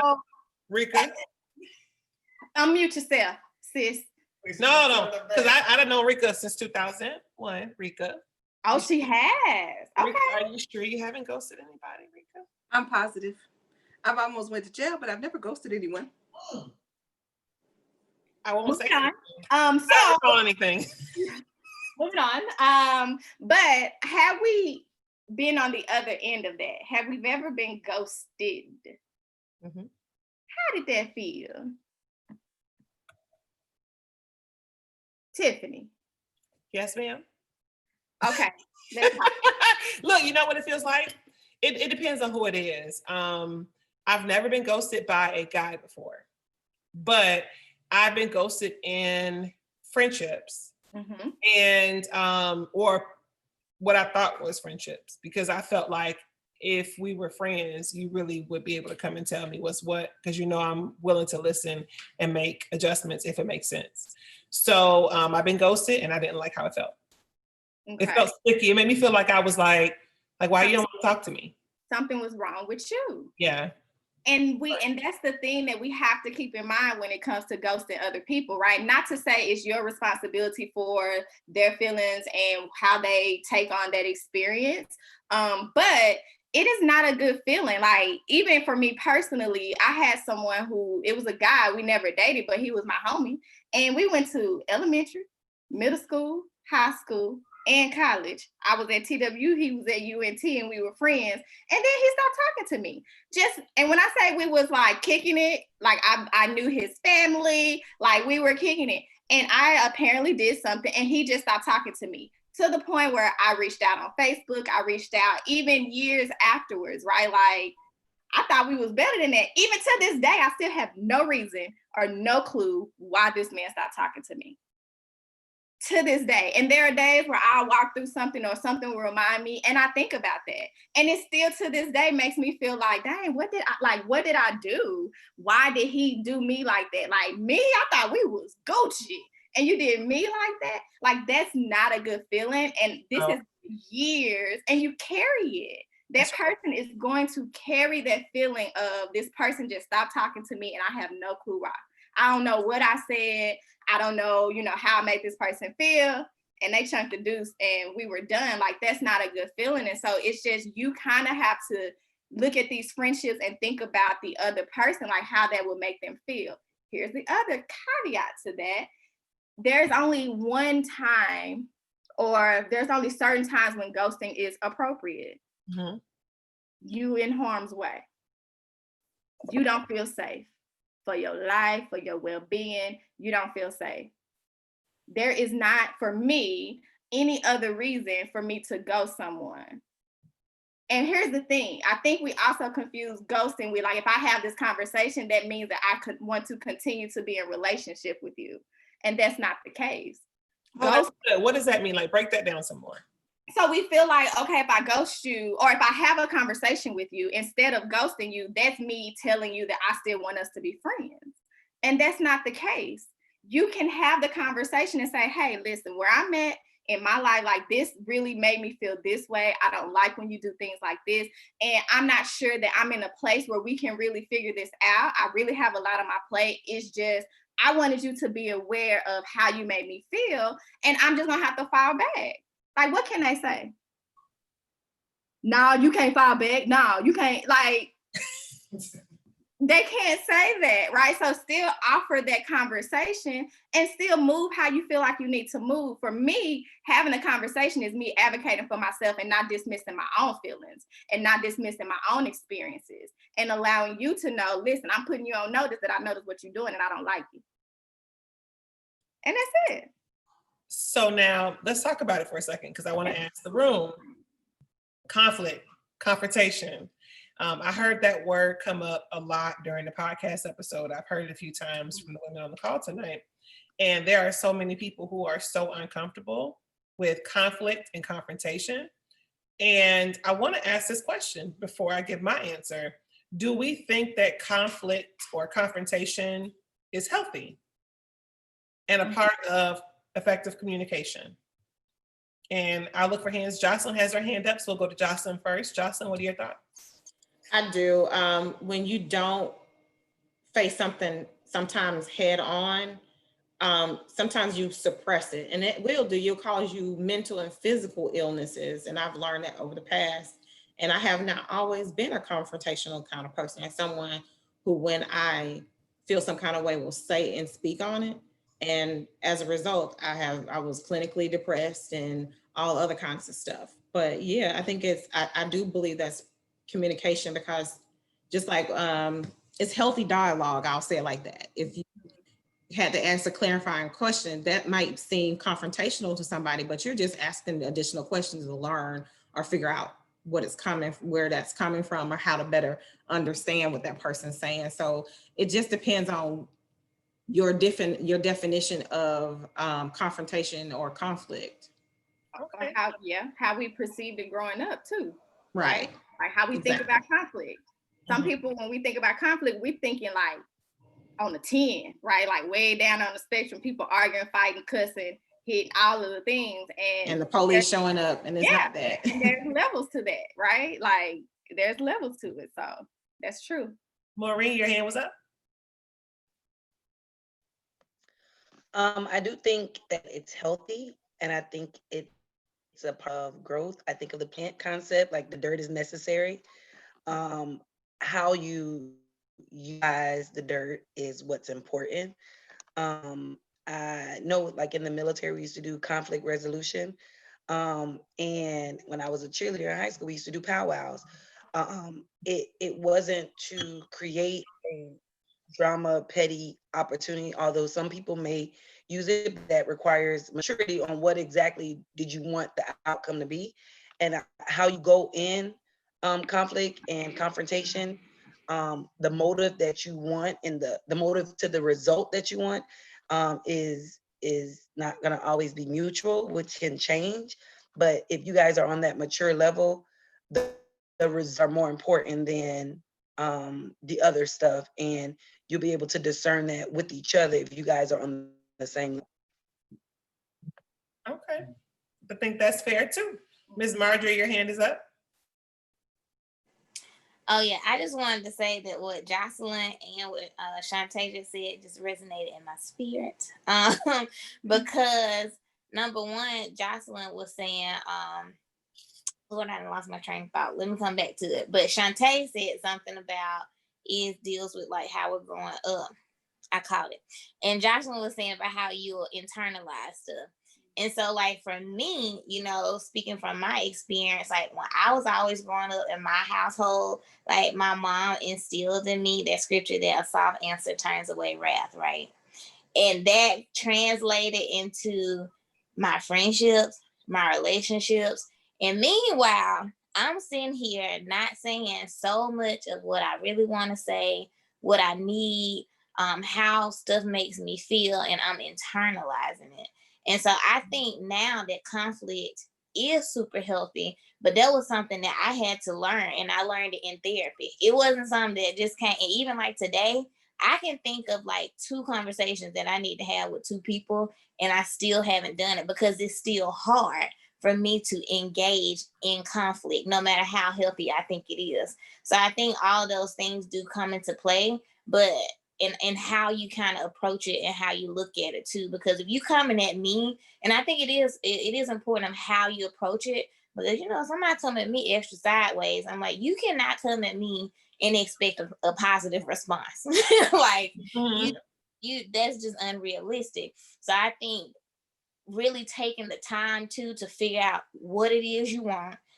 And then is this a conflict, even though it's healthy, is it something that I should even engage in? Because what am I trying to get out of it? I guess, so to speak. So, because some people it's just like, even if I have this conversation, what good is it going to do? But I think it also comes with knowing what type of person you're dealing with. So it's a little bit of a mix for me. So I'm loving these responses so much. It's so much I want to say. I'm trying to make sure I get to everybody. Almitria, your hand is up, and then there was someone, and Cookie had her hand up, and then I want to weigh in. Marjorie hit her with the scripture, boo. You took it right out of my mouth. I said that scripture. You know, when a person is on, yes, when a part, look, I told you I failed you. I'm sorry. Okay. Now, because when it comes to conflict and confrontation, I mean, it's all about your delivery, you know what I mean, and your approach, you know. And so if you're going to have this conversation with a person, in order for it not to turn conflict or confrontation, check your delivery, check your heart first before you approach this person. If you are already on one thou, do not go to that person. Like, don't do that, because it's going to end very badly. And so I think, to me, healthy conversations are very important. Homegirl Therapist has checked me on plenty of times, hunty. But I had to check self or whatever, listen to what she was saying, check self, and then conduct myself accordingly and go ahead and, you know, and grow. I didn't just go away from it. I grew from it. Okay. And so at the end of the day, you have to check your delivery, your tone, check your heart, you know, or do you have the right to come to this person and have this conversation? Is it you or is it them? You know? And so, I mean, that's how you kind of have to address conflict. I'm all about, we need to talk about this. I can't hold this in, right? My health is important. Plus, I have a history of high blood pressure. You was not about to put me back on pills. We're going to talk about this. Like, best friend in the background saying, I love Almitria. Oh my God. We got the best friends in the world. They gonna be best friends soon. I know. You know, but the other thing too, I think I also want to say, because I don't want you to feel like when there's conflict, you have to fix it right then. And I'm not just saying in the moment, like the club scene. I'm saying in the space that you're at, right? However, this is what I would say, and this is what I tell people. Still, I would shoot that person a text message, or if I'm, listen, you know, I really want us to work on this, but if you want to work on it, let me not say that. But there is something that I experienced as it relates to us, but I need a little time to kind of process, get my thoughts together before we have a conversation. But I do want to let you know, I do want to have a conversation. So that's not leaving them on red, right? Like, I know sis is mad at me, or it's something going on and she want to have a conversation. I'm aware of that. So when I don't hear from her, I know why, right? And then you can come back and revisit that as you see fit. That depends on the level of friendship though. Like, there are so many different like branches to this thing, but I think that you guys are aware of your levels of friendship and you know who to do that with. I just, I want to go to Cookie, but before I go to Cookie, I just want to say, one thing that and this could just be my story, so I want to make sure that I'm not answering for everyone on the call, but while working in corporate America, the first time I was known to have conversations, crucial conversations with people.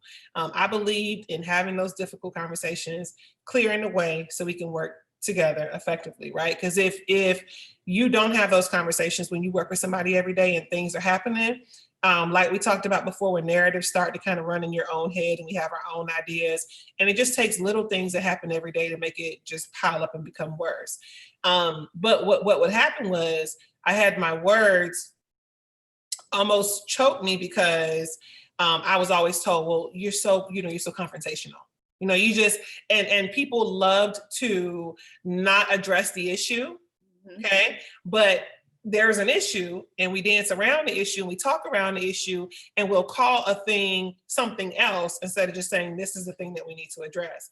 And so in meetings, when someone would say, well, I just think it's best if, Tiffany takes this on instead of Maria.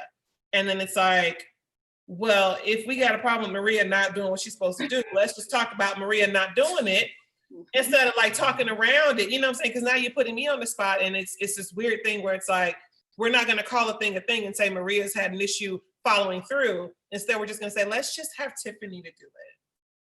No, and so it's that kind of stuff where afterwards I'd say, no, let's get together, Maria. This is the issue, okay? Can I support you in some way? Do I need to help you with something? But I want to make sure we're on the same page so we're able to get this work done. And so because I had to have those kinds of conversations very often, it got to a place where I didn't want to keep having the conversations because I didn't want to create a reputation of being known as being confrontational, because you have to manage perceptions in corporate, right? That's an emotional intelligence thing. And so that is, I believe, where it started to carry over into my real life, where I stopped having conversations with people. Because it's like, okay, we know this is an issue. I know it's an issue. You know it's an issue, but it's obvious no one wants to talk about it. So we'll just pretend nothing is happening and I'll just kind of move on and you'll kind of move on. But that's not acceptable.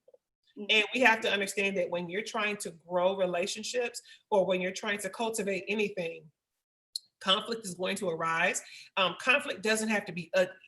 Yes. It doesn't have to be ugly. It's going to be uncomfortable, yes, but it doesn't have to be ugly. So if it's ugly, that's where you have to check your intention, check your demeanor, check your tone, check your delivery, because that's where you're becoming ineffective. But by no means should we leave this conversation and think that conflict or confrontation are inappropriate. Both have an appropriate place in relationships, and they're very necessary to grow with whoever you're cultivating the relationship with. Right. So I just wanted to say that. Yeah. Go ahead, Shanta, and then we'll go Cookie. and then you have to ask yourself, right? Like, I like to think about things on a deeper level. And it's like, if you're ghosting your friends, why are we avoiding conflict? Like, why am I avoiding conflict? And if I'm doing it in one area of my life, there's probably a high possibility that I'm doing in another area, and not just in like romantic relationships, but also with work. You ghosting your goals, you ghosting your dream, you ghosting yourself because things get challenging. You have conflict and you run and you avoid. And so now you have to look at it on a deeper level, on a higher level of thinking lens, and hold yourself accountable. Like, why is this a thing for me? And how is it showing up across areas of my life and not just in relationships? How am I avoiding conflict with myself? How am I ghosting myself? How am I ghosting my purpose? In the background twerking.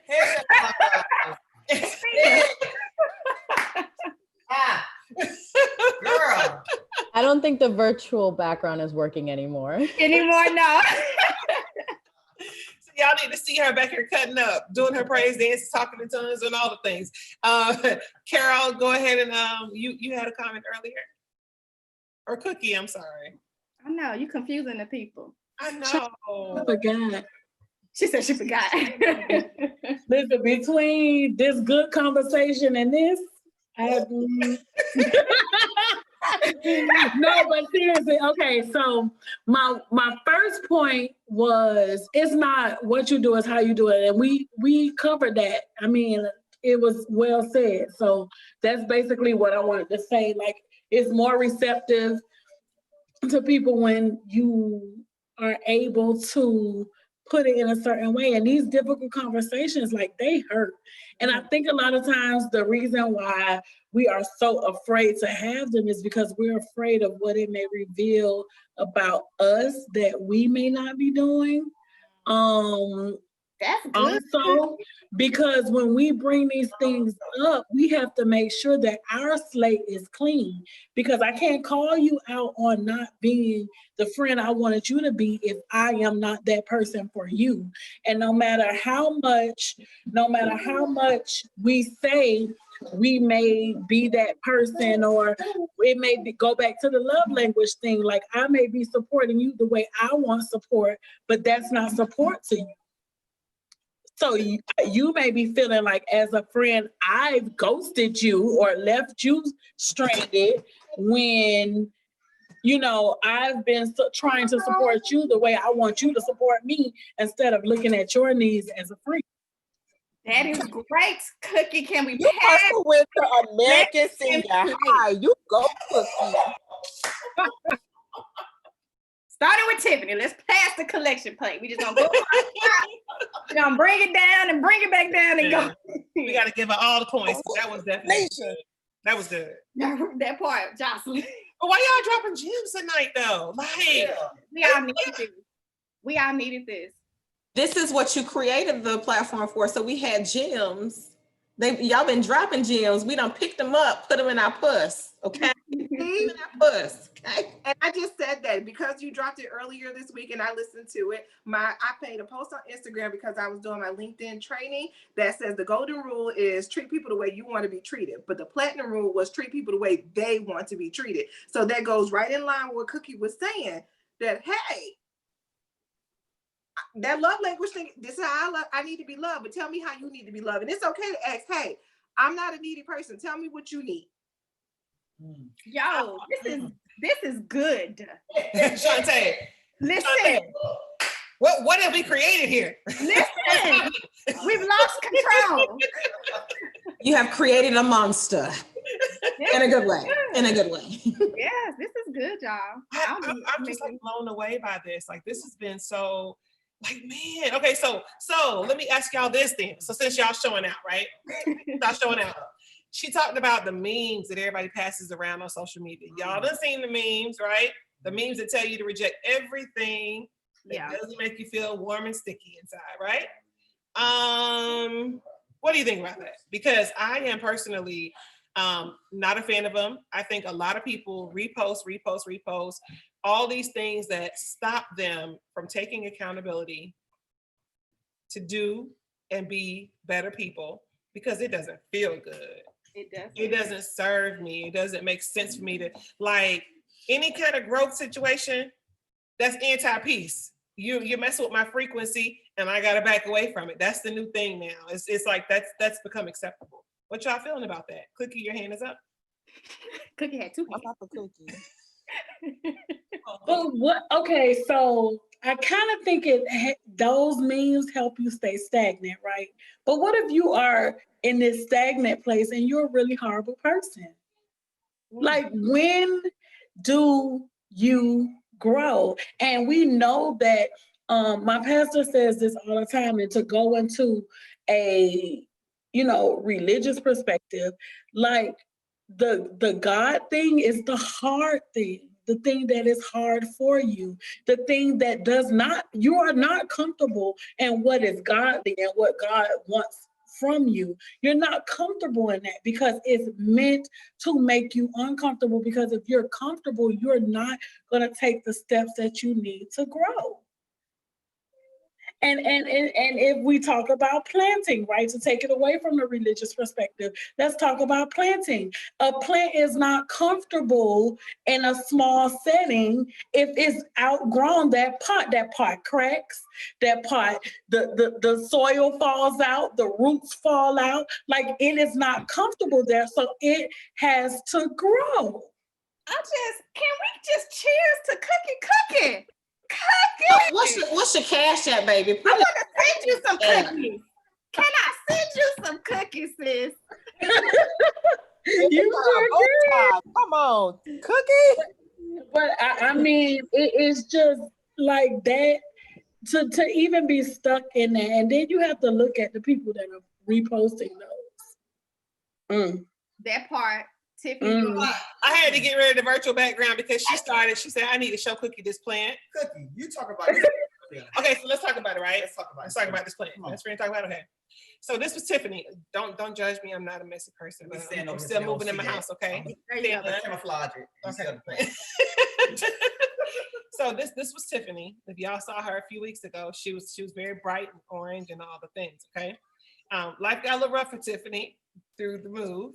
And she was in the van a few days, didn't get enough sunshine. Then she got a lot of sunshine, no water. But bigger than that, she was in this one pot with two other plants?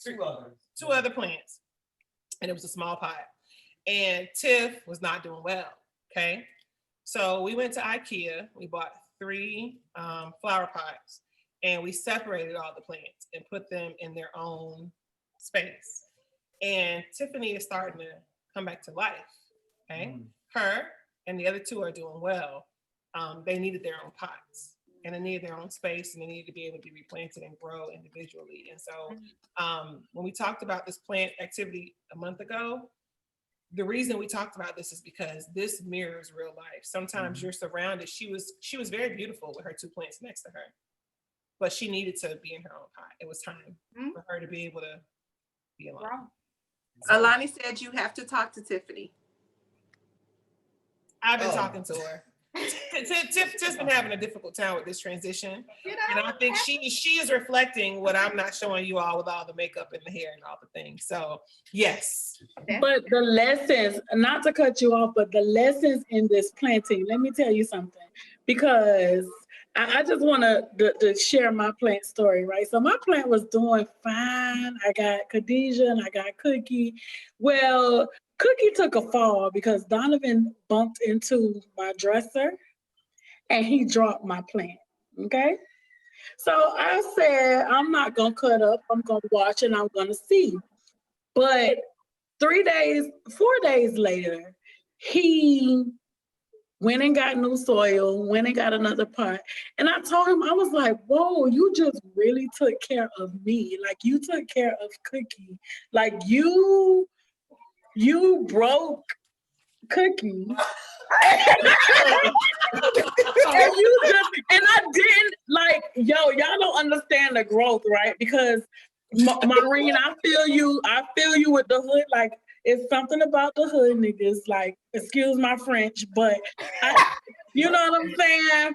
And he is really like a hood dude, right? And the fact that I didn't even have to say anything, like I'm gonna watch, right?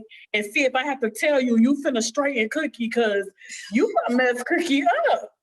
And like, he really like, and I was like, whoa, so yeah, like you just took care of me. Like I gotta give you props for that. Like I gotta give you props for that. So, okay, that's my plant story. I cannot take it anymore. Where we go from here? Like we got some more hands up, but like the way they ministering tonight, I don't even know what to do. Dropping the jewels. Let's go to Jocelyn, and we'll go to Marjorie, and then Maureen. And you know what? I'm gonna make Maria Vanessa talk too, and Kayla, and Monique. We gonna all drop some jewels tonight. So we're gonna split. Well, Rika, your hand was up first, so let me go to Rika real quick. Oh no! I wasn't having I'm multitasking. Okay. So let's go to the next person who's supposed to comment. You called me, but who we going to? No, we going to you. Okay. So my gem is going to be from the book of Tiffany, chapter 2, verse 1. Told me, stop talking about it. You know exactly what I'm talking about. She's like, stop talking about it. Okay. Because I think what these memes try to really tell us to do is stop talking about it, because when you talk about it, you keep giving stuff life that you don't even want to live, right? If you had kept that plant in the pot, what happened? Like you weren't giving it what it needed to continue to grow. So it was like, okay, I don't need to be here, right? Dying off. We get into a comfort zone that oftentimes allow us to give life to things that don't need to exist in our space. And because of that, we don't grow. And then we're trying to look around like, why are we growing? Why am I not growing? Why am I not doing the things that I put on my goals wall, my vision board, this, that, and the third, that we've told our friends, and they looked at us like, how we went back to the first question. It's because we're not allowing the things that need to come into our life to help us grow, come in, because we done shut it off, and we just keep festering. We just keep that nasty stuff, that gooky stuff, we just want to sit in it. Mm-hmm. And I know firsthand, I sat in it for 40 years. And Tiffany, that was wake up call. That was hard. That was a hard pill for me to swallow, because that's how I was raised. I was raised like, you just talk about stuff, but that's just venting. You know, we call that venting. Mm-hmm. It's okay if you vent about it and you release it. Mm-hmm. But when you say it multiple times, it's not just venting anymore. You putting the food, the plant food in it, you giving the water, you giving the sunlight, and it just growing and growing and growing. And when Tiffany told me that, she took me up out my pot that I wasn't growing in. She set me in a new pot. And seriously, Tiff, that's why I rocks with Tiff and Tay. Like being on this platform, I was like, okay, what else you got to say? Because that seemed to be working. I'm here. I'm gonna be here every Friday that y'all have available. When's my appointment? Listen, you know what? You can get that plant too much sun or too much water. Yeah, won't happen. I'm done. Exactly. And that's what I was doing. That's best friend though. Come on, Kyra. Come on. Yeah, because I love plants too. So and I've always related life to plants, Yeah. You have to. But seriously, I hadn't shared my plant story. So I have a multitude of plants now, because I realized that my house didn't have life in it, even though I had him living in it. There's a difference. It didn't have life in it. So I was like, okay, well, I'm gonna take Tiff up on what she's saying. I know I'm dropping too many, but I had to share this because I ain't shared my story with you. I have a plant, an aloe plant that I was using. I said, well, I'll get it because I can use it and everything. It helps to heal. That has some medicinal properties in it and everything. But the thing about my plant is that it wants me to put it where it needs to be, and it wants me to leave it alone. And within the time that I've bought this plant up until now, I've been trying to figure out why God had me to shut up and just be like he wanted me to be. I'm like, I'm my plant. I needed to be still. I just need to be by myself. I need to figure out what I needed to do, because I had all these balls in the air because I was trying to do this, do that. And I just need to be alone. And I need to be able to be quiet and hear what he needs to say to me so that I can grow. And I'm done. Tay. Look, I'm next. I don't. You know what, Tay? Who's next?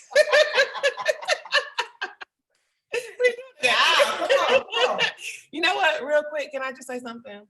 What's so beautiful is, so I was on social media the other day, and I saw someone talking about, reasons why millennial women are lonely, and blah blah blah. And this is what you can do to not be lonely. Like, what if you're supposed to be lonely right now? Like what if? Just what if God is giving you the time to get alone, to work out and work on whatever you need to work out and work on before he puts people back around you? Like, what if? Because, seriously, I was thinking this the other day, that we've been building this thing now, working hard, head down, building. And during this time, we had a chance to grow ourselves and grow our community and really do the dirty work and, heal those broken parts or start healing them, right? And then you get the light on you and you get the people start paying attention. And now you got to be able to handle that. And so a lot of us want all these things that come with, people being around us and the attention and love and all that stuff. But what if right now your job is to be alone and to focus on whatever it is that God is trying to get you to do before he gives you the people that are supposed to be around you? Stop being so afraid of being lonely right now. Stop being so afraid of spending time by yourself. It might be difficult, but that's why you got to do the work. So it's not, because once you do the work and you really enjoy being with yourself, it's like being on vacation. Listen. And the reason you still by yourself is because you're doing it kicking and screaming. And don't want to be busy. And you are resisting what is. And all he is saying is, sis, let go. Just chill. Right. But no. Come on, Tay. Come on. One more time for the people in the back. Repeat that. Listen, if you are still in the same place, and we're talking about alone, being by yourself, being not surrounded by people, it's because you are doing it kicking and screaming. If you looking up and you like, dang, I ain't been in a relationship, I ain't had no good friend around, I ain't done, it's because you are fighting against what is. And if you would just take a moment, power of the pause, and really, like Tiffany said, be intentional about that time. What is it that you're missing? What is it that you could be doing to better yourself? How can you prepare for the next relationship, for the next friendship, for the next business opportunity, if you can't sit with yourself? Because here's the thing, a lot of times you're going to have to be able to sit with yourself, so then you can start to decipher and have that emotional intelligence to say, I know this person is not for me. I know this situation is not for me. And I don't even have to experience it to know it's not for me. I can look at it. I can feel how I feel when I'm around a person, that energy. I can tell by the way they move and how they treat other people. I don't have to be a part of that number. Mm-hmm. I can stop it before it happens. And that's the thing. If we sit with ourselves, all this self-sabotage that we serving up on the plate, all of that will go by the wayside because you are aware. You've accepted yourself. You've accepted who you are as a person. You've accepted your purpose and your calling, and you know how to show up in the world. So now you can miss me with all the frogs. I don't have to kiss them. I ain't got to kiss them. I don't have to waste my time going through these dead end relationships and having these dead end friendships. I think we can just log off right now. We Hold done. Hold on, Tay. And how do you expect somebody to sit with you when you can't sit with yourself? So y'all got Tiffany. She got the prayer cloth and everything. She on the she take me to the king. The mothers with the fans. We need the Martin Luther King fans. Tiff, did you catch that? Wait, Cookie, repeat what you said. Please catch that. I said, I mean, I don't mean to butt in, but how can you expect somebody else to sit with you when you can't sit with yourself? Like how, Sway? How? So I can't bring this chair to an empty seat for one more? Okay. And then I also wanted to talk about Smokey Norfolk. Smokey Norfolk has a whole sermon on the blessing of singleness. He says everybody is not put on this world, in this world, to be married or to be with a partner. Some people are blessed with singleness, and you have to embrace your singleness in order for you to get where God wants you to be. Like Paul talks about that in Corinthians. He says that a lot of folks don't want to believe it, but he even encourages people to be single. Does. Like, you ain't teaching me nothing, dog. Like, I don't know none of these scriptures, man. I could be using bro, you married. What you need to know about single? So I can help other people. I have single clients. I got you. I'll shoot them to you. She be having clients. She about to friend divorce you. She is. She's about to friend divorce you. She got to talk to her clients. You know, the ones that come in and talk about being single. She got to be able to give them the scripture. So, you know. I got it. I'm a you know, those, you know, for me, because I still have a good divorce attorney, by the way. No, I'm just joking. Okay, so we're gonna go to Marjorie and we're gonna go Maureen, and then I want to get into the 4 tips that she provided for effective communication. I cannot believe we're already at 9:47, but look, y'all. Like you all have dropped so many gems for real tonight. I know Shanta is blown away. You like me, like I'm like blown away because we've been having these conversations since, you know, earlier this year, and we've been slow progressing. All of us have just kind of been coming into this next season of our lives, and it just seems like we're all there. Like it's happening right now, and everybody's where they need to be. And I'm blown away by the commentary right now. Tiffany, can I just like interject one moment? Yeah. Go ahead. Hey, it's your show. You can have it. I was talking to a Kyra like a few weeks back, and we were talking about the pandemic and whatnot. And in the Bible, there's a reference, Selah. Selah is a rest. It's normally used in Psalms, which is the book of Psalms, which is said that it was all songs of hymns of words of love. But at the end of Selah, it's like a rest, like bring it to an end. And I believe that we're in a moment where you have to perfect your Selah. And when I say perfect your Selah, I mean perfect how you rest in the situation. I made a comment this week at work and I told them I'm not the 3 dots in the text, because the 3 dots in the text mean I'm texting you something, but I'm erasing it and I'm not putting it through. But when a person gives a whole paragraph, that means it has to be addressed. So I told them my statement to the individual was, I'm not the 3 dots in the text, I'm the statement that needs to be addressed. And the reason why I stated that was because I was moved from my position through a presentation of a slideshow. And I'm like, when were you going to address me about this? Because it's preparation on my end. So I also had to perfect my Selah, because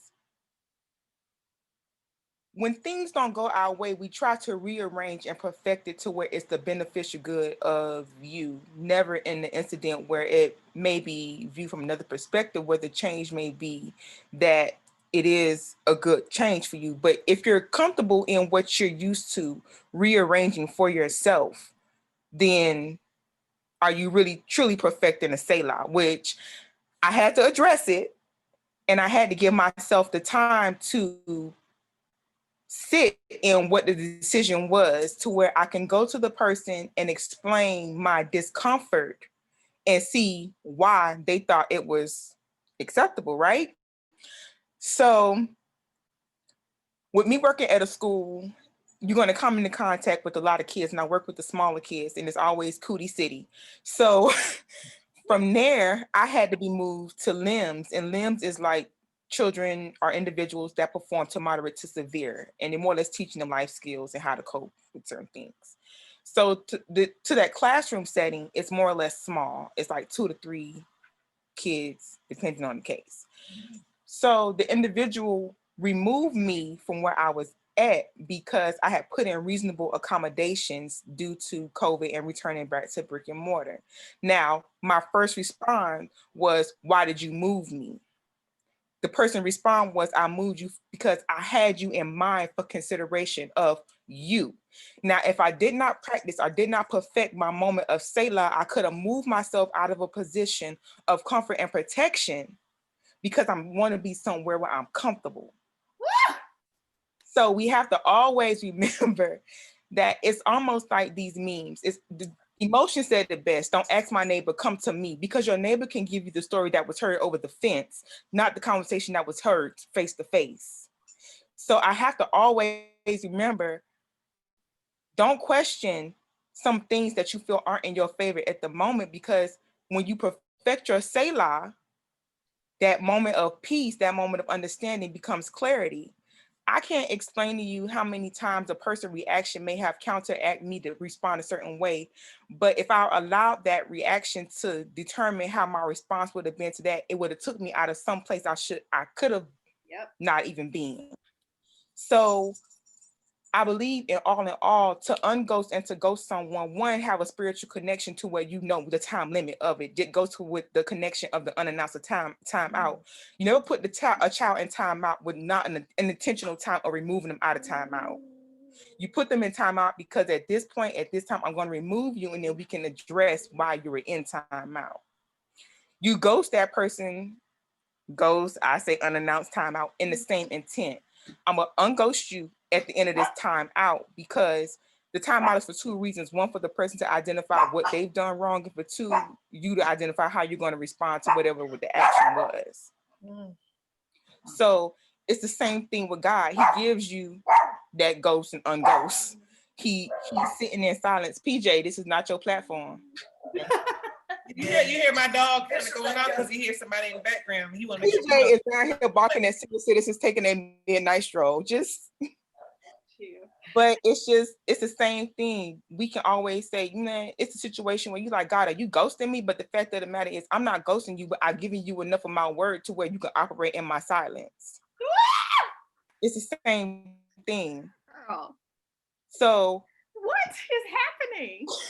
I feel like I need Cash App accounts and stuff. I mean, Sis. come on, Nikki. Sis. All I got to say is this. I was gonna say I heard the organs playing. I had heard the tambourines going. I can't. But it's the truth. And you know, sometimes it's called, the oil is anointed because of what it went through to become anointed. It's cold pressed, it's crushed. We are those, we're the olives to which that oil is coming from. If you're not anticipating that crush, then what do you hear? Woo. So I can give you the whole slate of everything that's going on in my life, but maybe the moment is that if I'm not applying pressure to you, when are you gonna glorify me? There you go. Where's the pressure? Drops mic. Drops mic. In the words of the mothers, my. My. So listen, we're gonna go real quick to Marjorie and Maureen. I know I want to give you all time, but I want to get to the 4 points that she gave us at the end. So I'm gonna ask you guys to give us your last 2 words, and I'm gonna jump into those real quick for the people who are on YouTube. Okay, I'm gonna make this real quick because I don't really know how to follow up all the sermons that we just had. But the question, going back to the meme, the question that I started to ask myself, especially this year, is like, you know how you're saying if it doesn't serve me, then it's anti-peace. Is what is my definition of what serves me? Because different people have different definitions of that. And if you are in a space of stagnation, what's serving you is completely fine, because you think that that's good for you. So anything that challenges or stimulates growth, that doesn't serve you. So it's like, what is my definition of serve? And then like a couple of ladies were saying about, you know, not being able to receive some of the things that God wants us to have. Is I heard a illustration of, or actually I didn't hear it, my therapist told me about how we hold on so tightly to things, to people, to ideas, to concepts, to things that we've learned as a child. And we can't let those things go. But if you're holding something so tightly, there's no room for God to place anything in your hand either. So it's like you saying that you want these things, but are you making room to receive those things? And then just to go off a couple of people, the season of separation. So that was something that I had to really like struggle with, is because I'm so used to, you know, being that person for other people. But then it's like God placed me in a season of separation so that I could really become who he was wanting me to become. And like you were saying, when you get to a certain place, or Shanta was saying, it's like you don't even have to go through this same experience. It is like I can see, I can hear, and I can know like this isn't for me. And then my last comment was just on the singleness, because I know so many people who chase so hard after marriage and relationship. And I'm just like, y'all do know, like, we single, like in heaven, like the afterlife, right? So I think it's really interesting to see how hard people will go after marriage, and not realizing, number one, the true intent of the institution of marriage, or what God was creating it to reflect, the relationship of his love and then of Christ's love for the church, his bride. So we strive so hard for these things, but then we don't take that same energy into striving for that just for ourselves. So I just thought that was an interesting fact. I wanted to add that. I don't even know where to go, Shanta. Just put the song back on. Go. Maureen, you had the last comment, and then we will close out with the 4 points. Yeah. Shanta and Nikki, y'all, you schooled me. Shanta, when you were saying like ghosting is not something that you do with one thing. It's a lot of things that you've ghosted, and it becomes a habit. And I know that I've ghosted this person, but I never acknowledged the stuff that I've ghosted outside of that.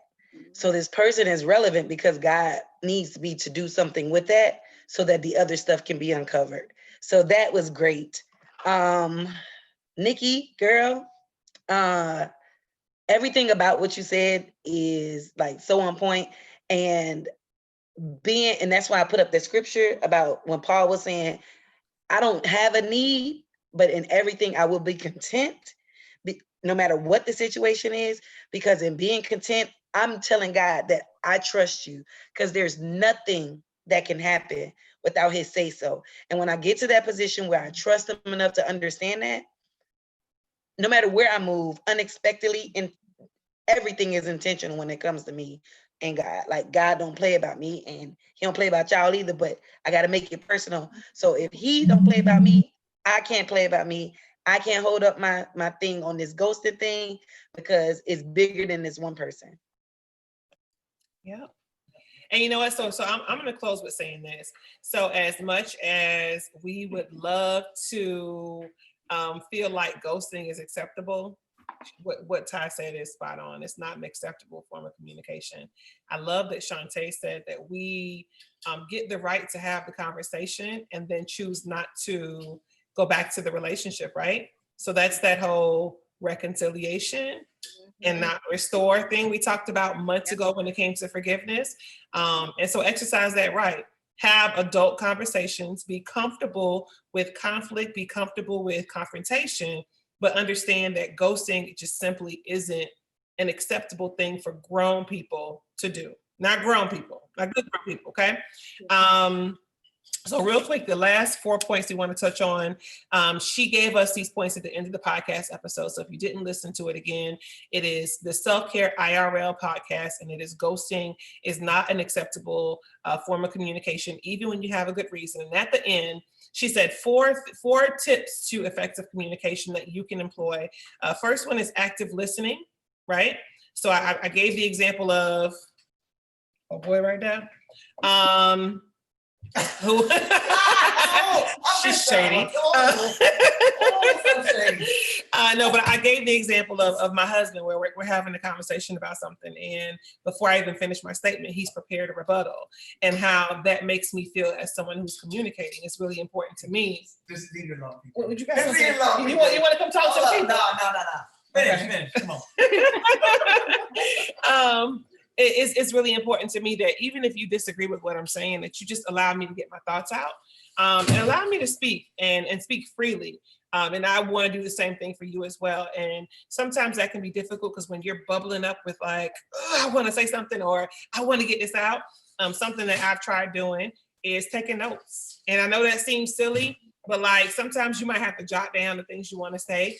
And then not go on forever and ever and ever, right? Because sometimes when you talk about your feelings, like you could go on for like 5 minutes, and the person have like 30,000 things they wanted to say, but you 20 minutes in, they like just forget it.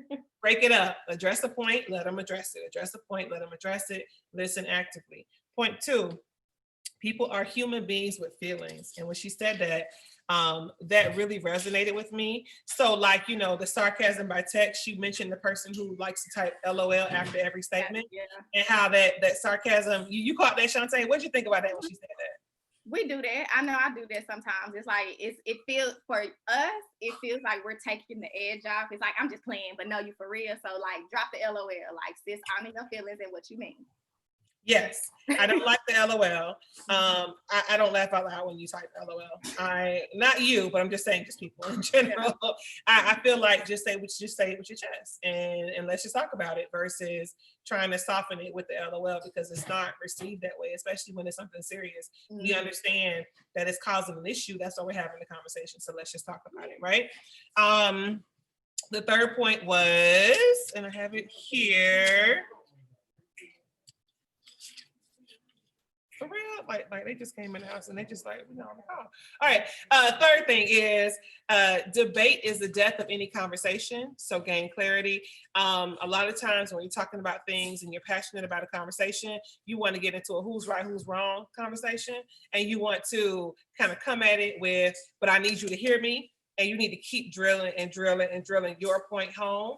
And at a point, we have to be willing to let go and understand that debating a conversation is never going to get you anywhere. It's not going to accomplish anything.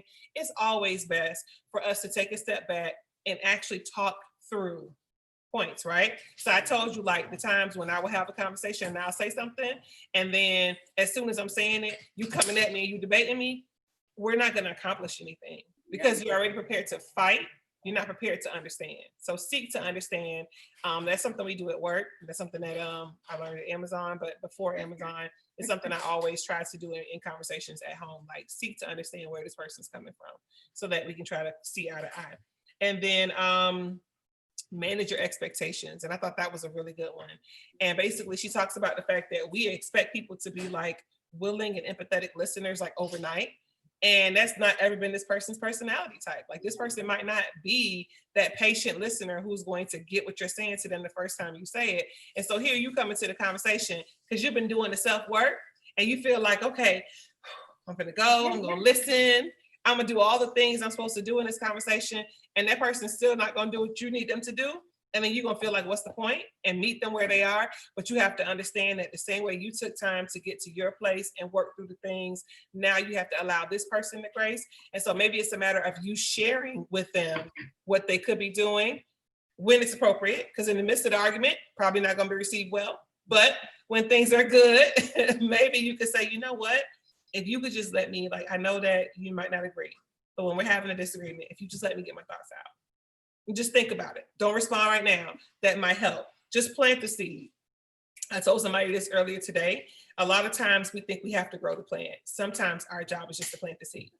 And so if you can just be willing to plant the seed and walk away from it and allow it to be nurtured and watered and given sunlight elsewhere through different interactions, maybe it'll work. Because I know in my personal life, sometimes I would tell somebody something in my house and they don't always hear it.